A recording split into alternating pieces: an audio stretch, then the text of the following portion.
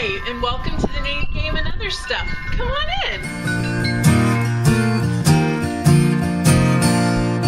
Scissors and string. Soon it will be spring. Hi, everybody, and welcome to episode 77 of the Knitting Game and Other Stuff. I'm your host, Leslie, and this week I'm calling this Can You Feel That? Because the weather has seasonably changed, and it is quite nice. A nice departure from the oppressive summer that I think all summers are.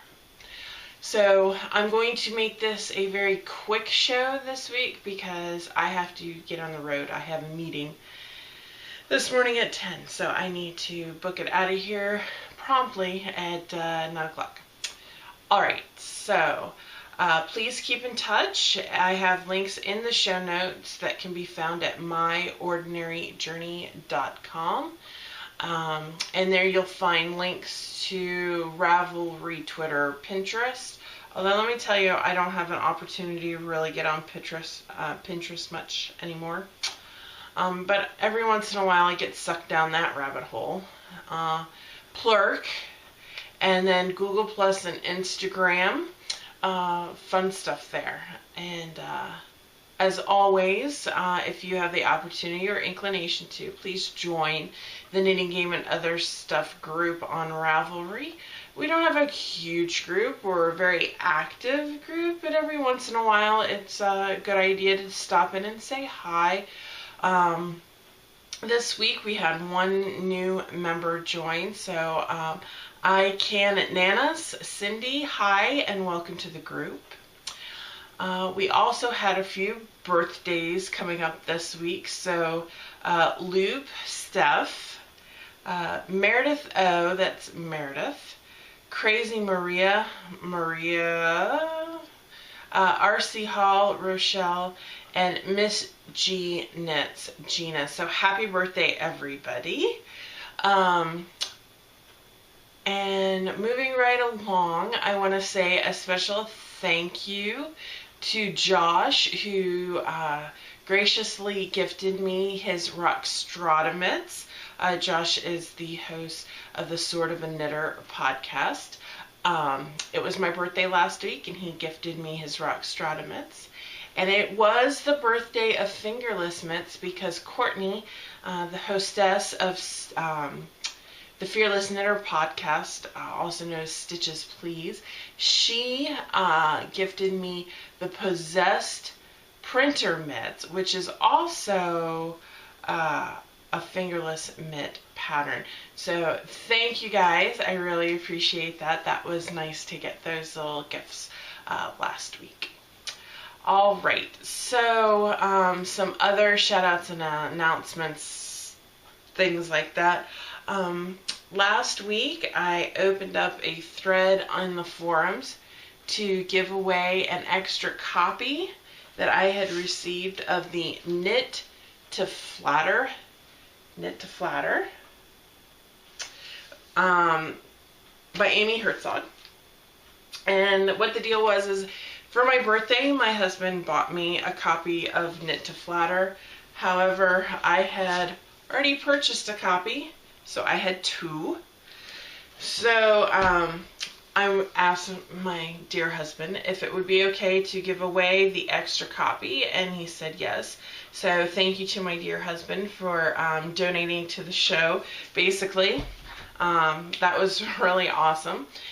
So I asked you guys to post in the forums which pattern you would like to knit the most from the book. And I have pulled up a random number generator app on my phone. Wonderful. So there were 16 total entries. So taking out for my first one, the numbers are from 2 to 16. And I told everybody that it may or may not happen today. It happened today, so yay. Alright, so I'm going to generate the number. Alright, we're going to generate the number. number 10.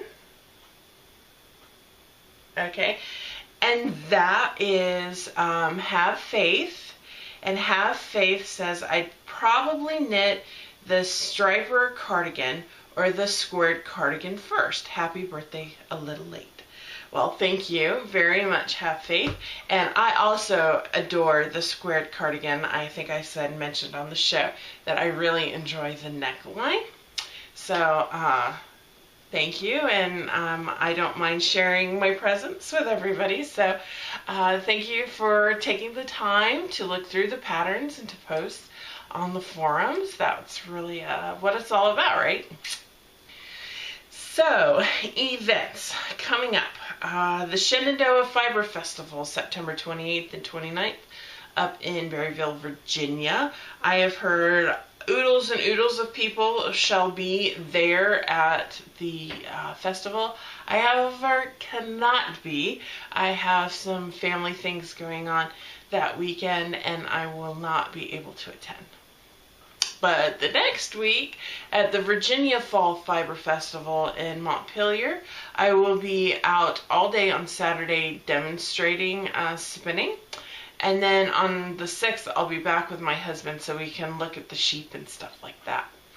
So that's going on. And then on the 12th of October, the Fredericksburg Spinners and Weavers Guild, we will be hosting Let's Stitch. It is a charity event in which we group the community together, and those that want to learn to knit and crochet will have teachers on hand to instruct in knit and crochet techniques. Patterns available, and what this all goes to is we knit for the day hats, scarves, gloves, mittens for the homeless, disadvantaged, and those in need. So not just homeless and disadvantaged folks. Battered Women's Shelters, we donate there. We also donate to the school systems in the area. So if you're local or if you're going to be in town that weekend, stop on by. We have door prizes, gift certificates. The big one is a gift basket from Cabot Cheese. It's a $75 value, so we're getting in the big time. I also plan on having a bag or two up for door prizes. So if you're in the area and you want to stop by and say hi, please do. We'd like to see you there. Alrighty, so the knitting game. I'm looking around trying to figure out where everything is. So the knitting game. I haven't played the knitting game in a while. I've been trying to knit to zero. That has been my unofficial knitting goal for the year, it turns out. The last knitting game I had is, should I really knit to zero? And everybody was like, yes, please knit to zero. So I'm knitting to zero. I'm trying to get everything out of my off the needles. The only project that I should have on the needles when this is complete is that never-ending scrap yarn scarf. So without further ado, the last winner of the knitting game was the exotic draped ruffle. And I showed last week my progress, and boy howdy have I come along. So here is what we have so far.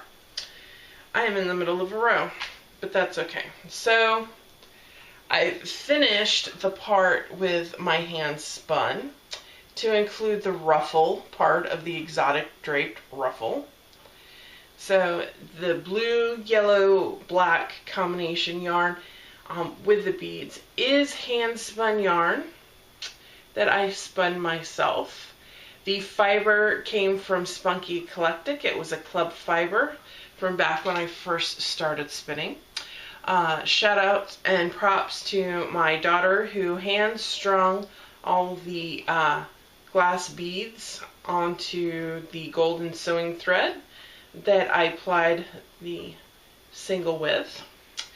So I finished that up, and then I went back over the weekend and picked up the provisional cast on and began working the other side of the scarf. Now how this comes together is when I get the black part of the scarf with the sequins in it long enough, then I will reattach the blue, yellow, and black hand spun and do the other ruffle as well in this yarn. So both ends are going to be in the hand spun. So it is coming along very quickly. It is train knitting, card knitting, away from stability knitting. So that is coming along swimmingly.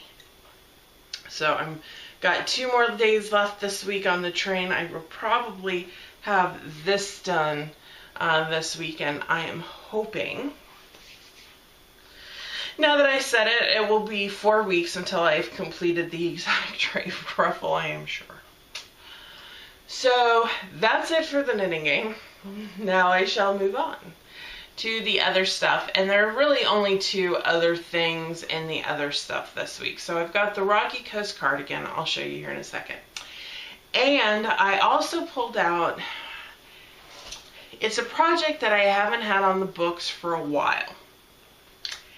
And I decided to pull it out this week and pick it up and see how that was. And for some reason, I don't even know why I put it down.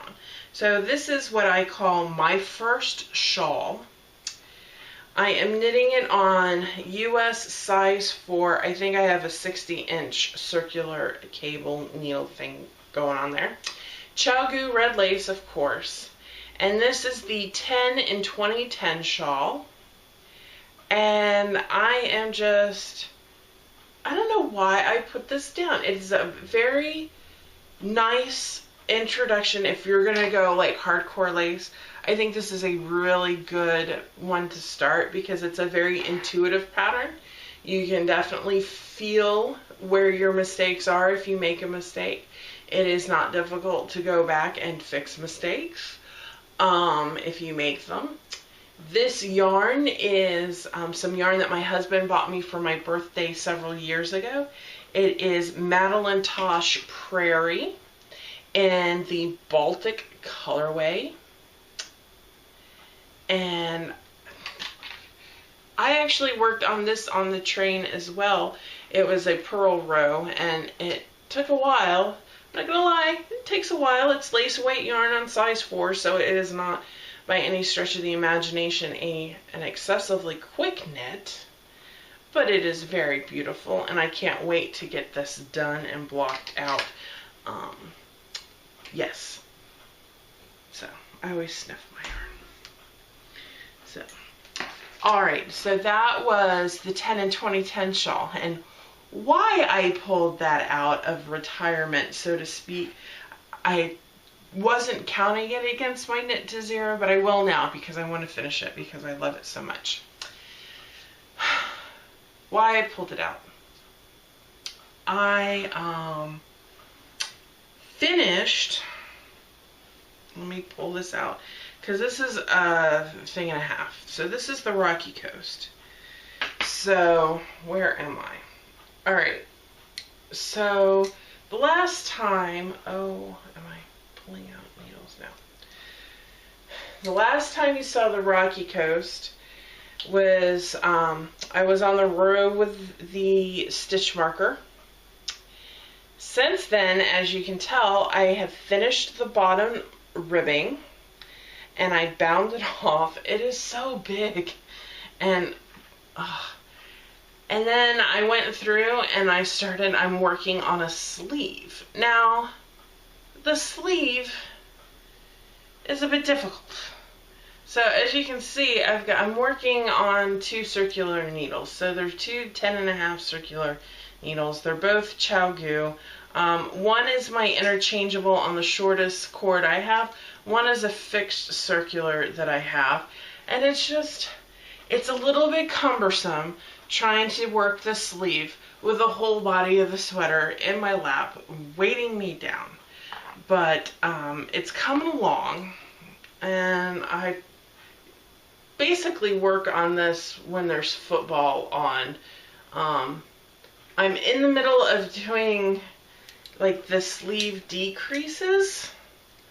Yeah, it's involving math and calculations in my head and figuring out where I'm supposed to be what rows I'm supposed to be making decreases on. I had more stitches in the sleeve part of the pattern because I did extra increases only on the sleeves.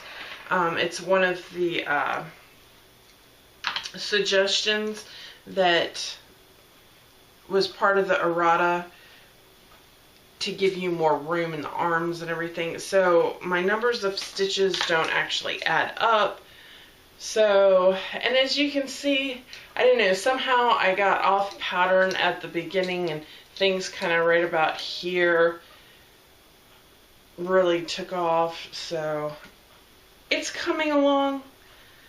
I don't know how much longer it will be. I have to finish the one sleeve and then do the other sleeve, and then I have to do the like the front button band and collar area. I have to pick up like 1,000 umpteen stitches to finish that off, but I will finish it before the end of the year because I want to cast on all the things.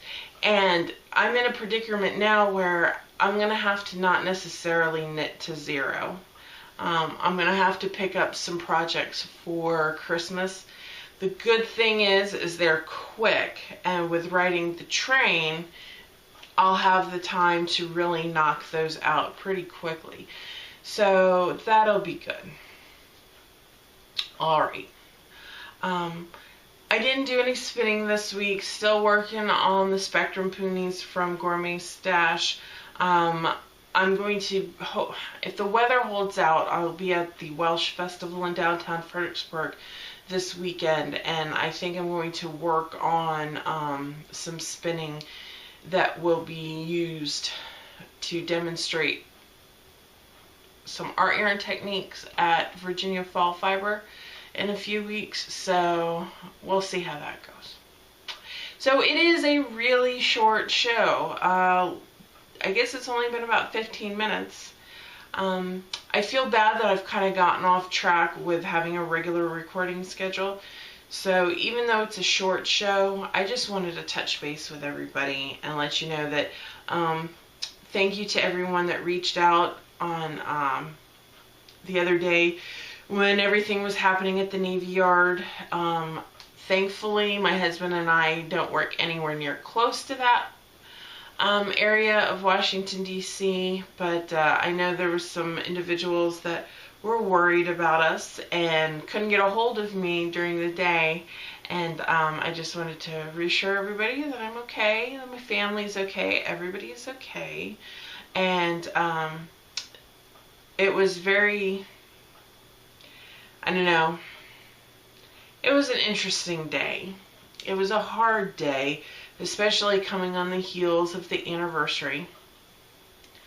So, you know, memories and things get conjured up, and I feel really bad for the families. There was this interview, I mean, this is local to me, and it's, I don't know what the coverage is like of the aftermath of something like this is in the rest of the country.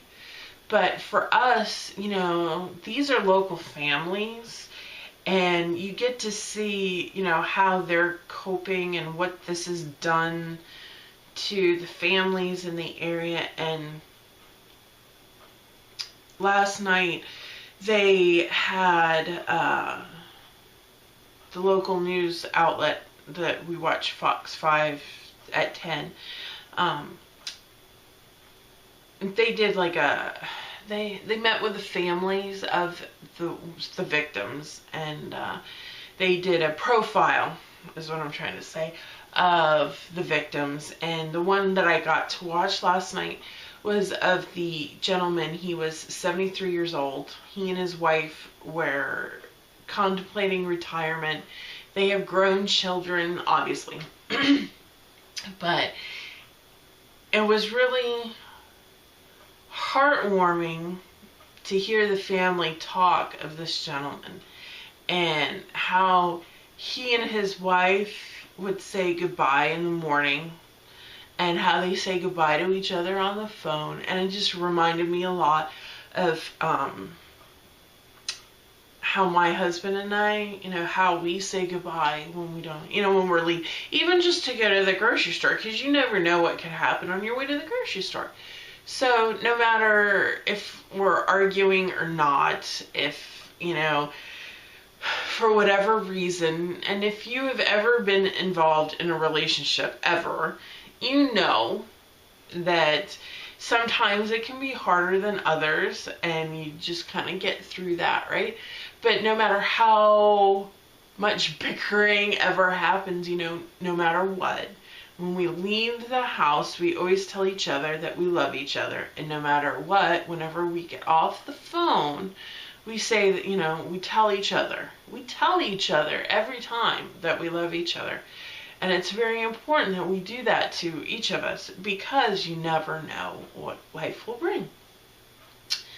So it just kind of was interesting that, it's nice to hear that we're not the only sappy ones out there. And after almost 20 years of marriage, we've been together 20 years. It'll be our 20th anniversary next May. So, we still do stuff like that. And I just want everybody to know that I hope that you have the opportunity to tell somebody that you love them, and that you get to hear that you are loved too.